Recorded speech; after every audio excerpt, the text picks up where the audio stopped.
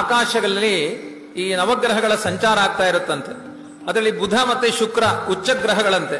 ಅದು ಕೆಲವೊಮ್ಮೆ ಮಾತ್ರ 48 ವರ್ಷಕ್ಕೆ 150 ವರ್ಷಕ್ಕೊಮ್ಮೆ ಒಟ್ಟಿಗೆ ಸೇರುತ್ತಂತೆ. ಆದರೆ ಮಾಸಕ್ಕೆ ಪ್ರತಿದಿನ ಮಾಸದಂತೆ ಶುಕ್ರ ಮತ್ತೆ ಬುಧ ಈ ಎರಡು ಉಚ್ಚ ಗ್ರಹಗಳು ಒಟ್ಟಿಗೆ ಸೇರುವಂತೆ ನಮ್ಮ ಮುಂದೆ ಸೇರಿದವರು ಇಬ್ಬರು ಗುರುಗಳಾಗಿದ್ದಾರೆ.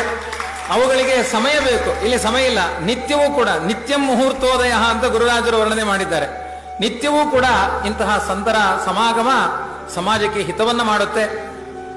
ಇದು ತುಂಬಾ ಆತ್ಮೀಯತೆಯಿಂದ ಇಬ್ಬರ ಮನಸ್ಸು ತುಂಬಾ ಕರಗಿದೆ. ಇದು ಬೆಣ್ಣೆಯಂತೆ ಇವರಿಬ್ಬರ ಸಮಾಗಮ, ಬಿಸಿ ತುಪ್ಪ ಆಗಬಾರದು ಯಾರಿಗೂ. ಇದು ಅತ್ಯಂತ ಸೌಹಾರ್ದಯುತವಾದ ಸಮಾಗಮ ಆಗಿದೆ. ಅತ್ಯಂತ ಪ್ರೀತಿಯ ಸಾಂಕೇತಿಕವಾಗಿ ನಡೀತಾ ಇದೆ. ಇದು ಇವತ್ತು ಸುಬುಧೇಂದ್ರ ತೀರ್ಥರು ಅಥವಾ ವಿಶ್ವಲಭ ತೀರ್ಥರು ನಡೆಸಿದ ಸಮಾಗಮ ಅಲ್ಲ. ಇದು ವಿಜೇಂದ್ರ ತೀರ್ಥರ ಕಾಲದಿಂದ, ವಾದಿರಾಜರ ಕಾಲದಿಂದ, ಅದಕ್ಕೂ ಪೂರ್ವಭಾವಿಯಾಗಿ ಪರಂಪರೆಯಿಂದ ಬಂದ ಒಂದು ಈ ಪ್ರೀತಿಯ ಸಂಬಂಧವನ್ನ ಮತ್ತೆ ಜೋಡಿಸಿದ ಕೀರ್ತಿ ಇಬ್ಬರು ಶ್ರೀಪಾದಂಗಳವರಿಗೂ ಕೂಡ ಸಲ್ಲುವಂತಹದ್ದಾಗಿದೆ. ಅಂತಹ ಗುರುಗಳ ವಿಶ್ವಲಭ ತೀರ್ಥ ಶ್ರೀಪಾದರ ಪ್ರೀತಿಯ ಆಹ್ವಾನದಂತೆ ಇಲ್ಲಿಗೆ ಆಗಮಿಸಿ ತಮ್ಮ ಪರಿವಾರದವರನ್ನೆಲ್ಲ ಕರೆದುಕೊಂಡು ಬಂದ ಪರಮ ಪೂಜ್ಯ ಸುಬುಧೇಂದ್ರ ತೀರ್ಥ ಶ್ರೀಪಾದಂಗಳವರಿಗೆ ಶ್ರೀಮಠದ ವತಿಯಿಂದ ಸಾಷ್ಟಾಂಗ ಪ್ರಣಾಮಪೂರ್ವಕವಾಗಿ ಸ್ವಾಗತಿಸ್ತಾ ಇದ್ದೇನೆ.